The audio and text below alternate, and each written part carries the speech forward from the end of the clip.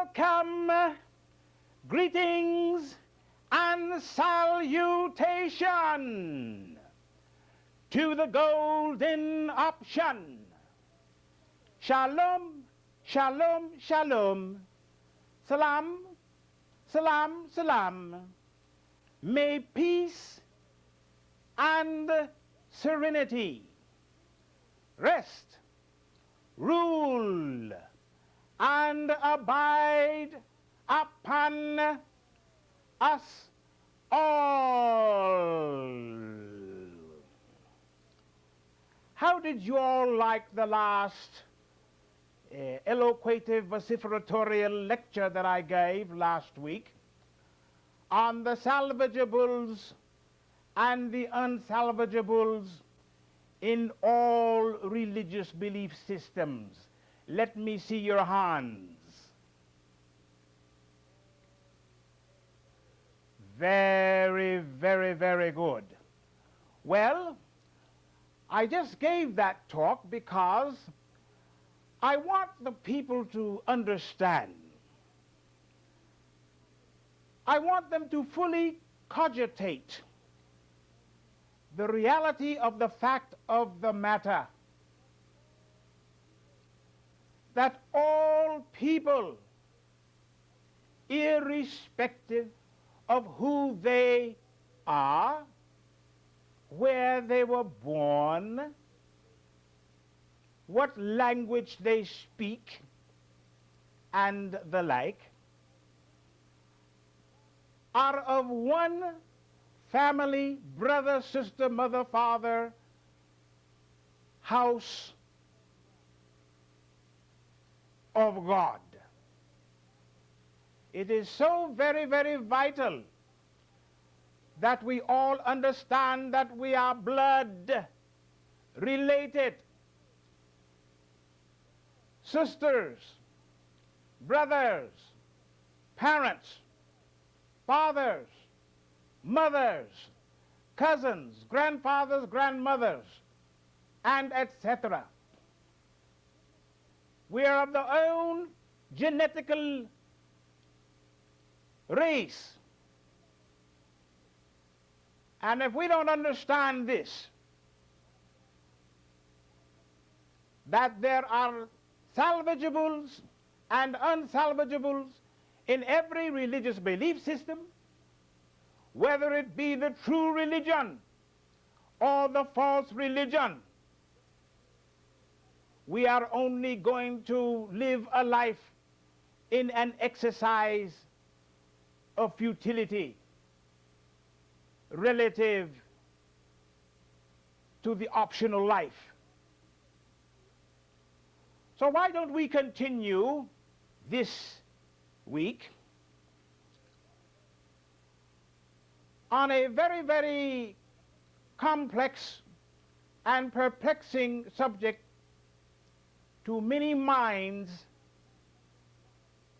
that cannot quite understand why religious belief systems behave in the antagonistical way to one another. And particularly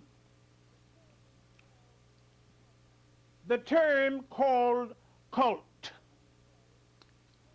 Let me hear you say cult. Very good. I'm going to show you this week that there really is nothing to be alarmed of relative to the terminology that we call cult. The proper way would be cult.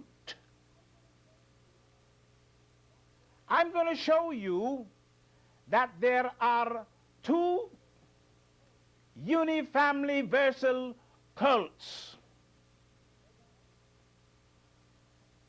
The one represents the good. The other represents the evil. In other words, the good cult and the evil cult. once you understand what the word means, and I'm going to show you the etymological meaning of this word. And when I show you this, you will all hopefully understand that all of humanity is involved in one way or another in cultic activity. Okay? Now, for example, if you were to look in your, let's say, dictionary under the word cult, you see, people, you have to study. You have to read. You see, we have been programmed to go along with the authoritarian's interpretation of life. And unfortunately, that makes us all docile followers of human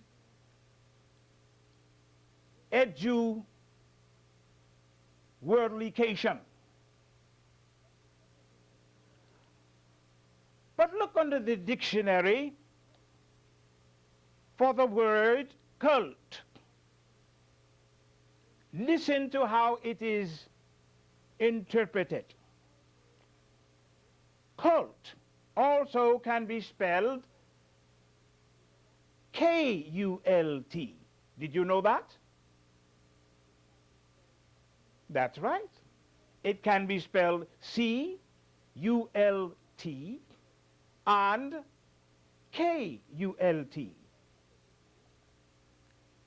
Etymologically, it stems from the Latin denotation of the term cultus. Cultus. It really, literally means to take care of. Did you know that? That the word or terminology cult in the Latin vernacular comes from the word cultus, meaning to take care of. This is the root meaning of the word, people. Whence we get the word cultivation or cultivation. This term originally is a past participle of colere. Let me hear you say colere. That is the Latin relationship to the word cult. Colere, watch this now, means to till. Generally, when we think of the word till, we think of a farmer, don't we? We think of a farmer and tilling instruments. Sometimes you can relate, particularly in underdeveloped countries, and in ancient times, the carabao, the ox, the horse, the mule, as an assistance to help the farmer to what? Cultivate the earth. So, colere from Latin means to till, i.e. base, asterisk, quell, to turn, to dwell, to care for.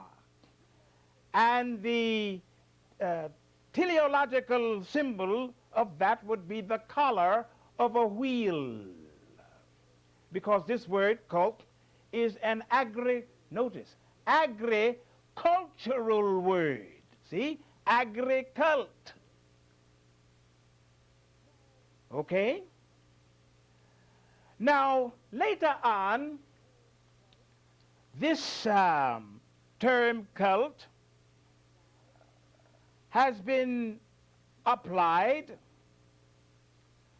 to a system of refillo ceremony, metamytho, physico-logosophical belief systems. That's right. May I say that over again? Thank you very much. A system of refillo ceremony, mytho,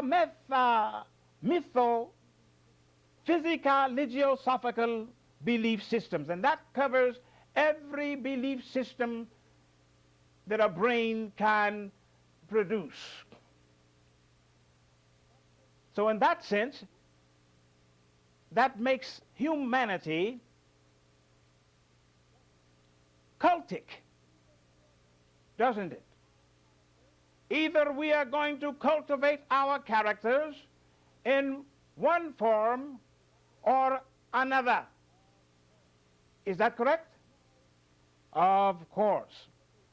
Now, this cultivation, and which also we get the word culture, because all of us got here through culture, cultivation, cultic thoughts, cultic feelings, cultic doing, cultivating. Thus, out of cultivationization comes civilization, or as I like to call it from time to time, de-civilization.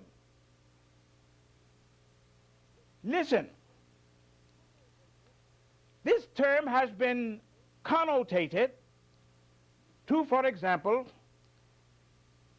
devoted attachment to or extravagant admiration for a person or principle, etc., especially when regarded as, let's say, a fad. For example, recently we had 39 people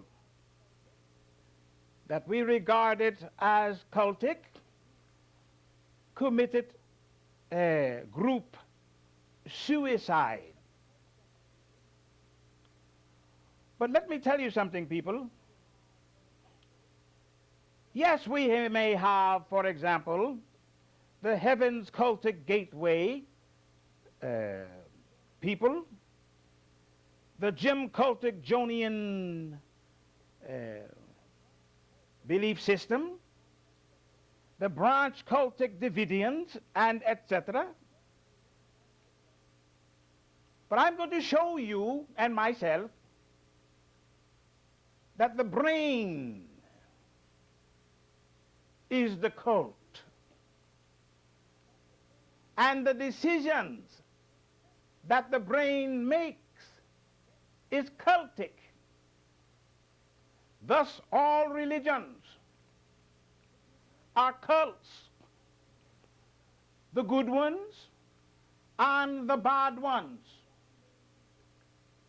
The question only that remains is this: which one of the myriads of cults does God endorse as his cult? Think about it. Let's move over to the board here, and I will attempt to show you that in the unifamily verse there are two unifamily versal cults. Would you like to know the names of these cults? Mabuti po. Muchas gracias. Thank you very much.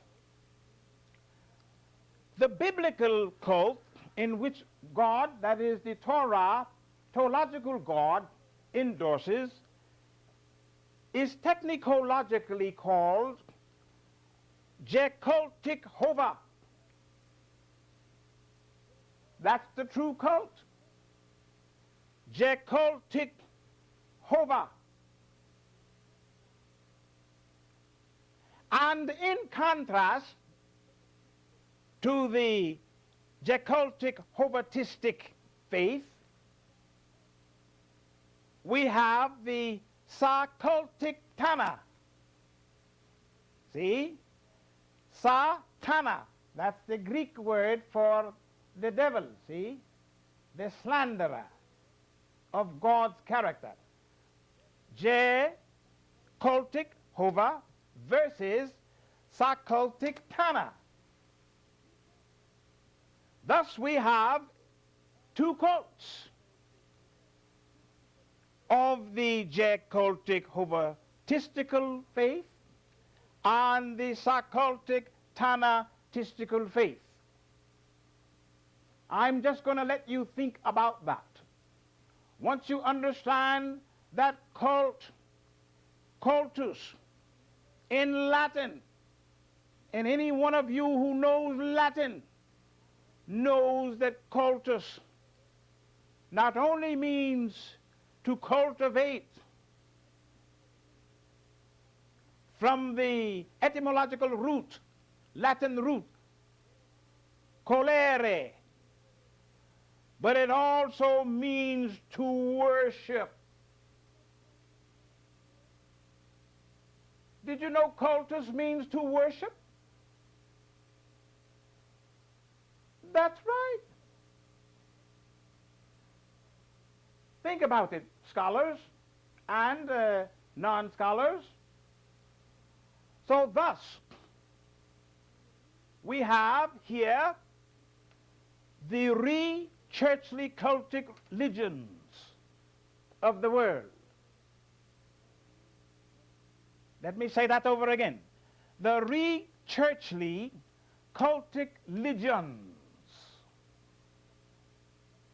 So the next time, perhaps you may ask someone relative to their belief system, you can ask them, what is your cultic leaf?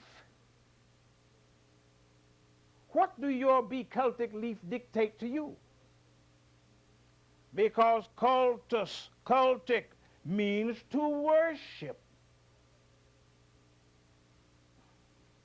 I'm just going to let you think about that. So, when we see the various cultic leaf systems, don't get upset. It is not fair for the mainline churches or the mainline belief systems in different governments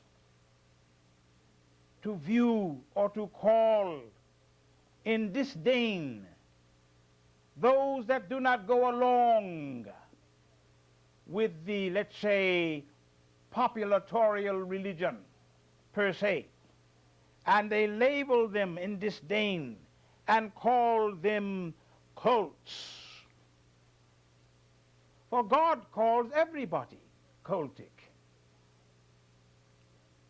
You are going to cultify one God or another God.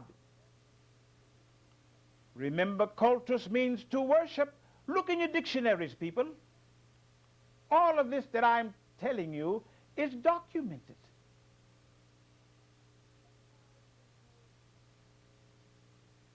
The next time, let's say, you see a Roman Catholic priest, ask him, what is the meaning of the word cult?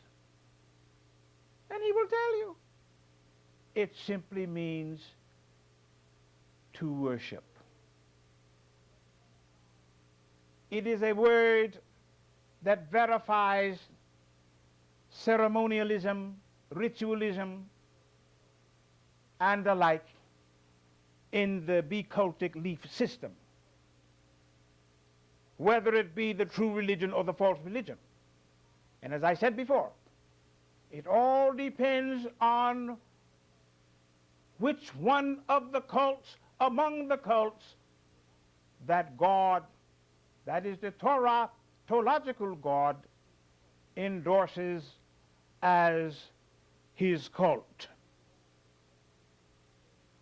Now let me share something with you also relative to this term cult, just in case you may have a doubt about what I'm saying. If I were to ask you, you Greek scholars, how do you say cult in Greek language? Now we got it from Latin language, cultus. How would we say it in classical Greek language or biblical Greek language? Does anybody know?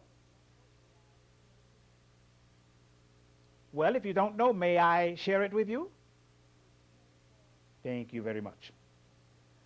The Greek term for the Latin term cultus, from which we get the word cult, that's how we anglicize Latin, is called latria. Latria. What does latria mean in Greek language? Latria. It means to worship. That's what it means. From whence we get the word idolatria. Idolatria. See, worship of the idol. So when we say latria, that simply displays or depicts the meaning of the let's say, symperiphorical behavior of what we disdainfully look at as a cult or cultic behavior. Let me hear you say latria. Very good. Latria is generally a suffix placed on the end of words. As I stated earlier, idolatria, see, from which we understand to mean idolatry. In fact, as we speak of idolatry, did you know that many of the Christian belief systems, believe it or not, is basically, unfortunately, predicated on I-church-dolatry. I-church-dolatry. See, they worship the church. They worship the security of the church that the church offers with its facilities, and not the God of the church which transcends, let's say, the visible carpentry, wood, stones, for what we consider the church, which is really not the church. It's a house of worship, you could call it, but you cannot call timber, wood, pianos, organs, pews, pulpits. You cannot call that the church, people. Not the church at all. The church is in the hearts of the people. You think about it. Anyway, cult can also mean, in terms of its synonyms, it could also mean sect. S-E-C-T. Sect. See, like insect. See? The reason they call the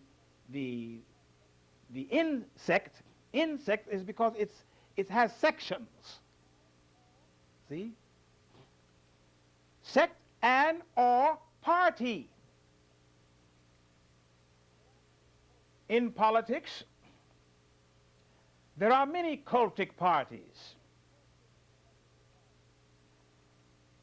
Many cultic sect parties. But you see, the way we were educated, we don't view those as cultic at all, do we? No, we don't. You know why? Because we let the mainline cultic belief systems interpret in disdain to us, the people, as to what a cult should mean and what a cult should be, not understanding that they too are a part or is cultic as any other, how could we say, cultic leaf system. Think about it, people. So, let us go to the Hebrew language. Is this term cultic, viewed upon in favor of, let's say, the Jecultic Hova and his people, in contrast to Sakultic Tana and his people? Well, the Hebrew word for cult is called pulchan. Pulchan. Let me hear you say pulchan. Very good. You see, pulchan could mean either the true pulchan or the falsified pulchan. It can go either way. The same in Latin. Cultus means to worship. Now, basically, people, aren't everybody worshippers? You're going to worship something. And what does worship mean from some of my previous lectures? What did I say that worship means? Well, you see, the term worship comes from an old English word called worthskip. Worthskip. See, languages develop, see? But the beginning of this term, as the grammatologists in the old Anglo-Saxon educatorial systems called this, what we call today, worship, worthskip. You see, in Middle English times, they took out the TH because worth simply means worth. It means value. In fact, you can call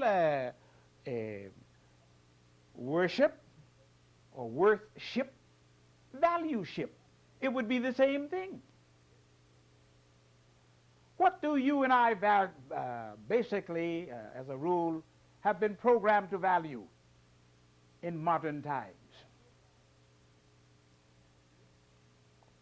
We were programmed to value the dollar, money.